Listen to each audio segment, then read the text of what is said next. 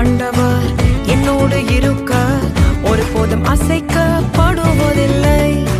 அழைத்த ஆண்டவர் என்னோடு இருக்க ஒருபோதும் அசைக்கப்படுவதில்லை. கர்த்தரை உயர்த்திடும் காலம் இது, நன்றியால் துதித்திடும் நேரம்.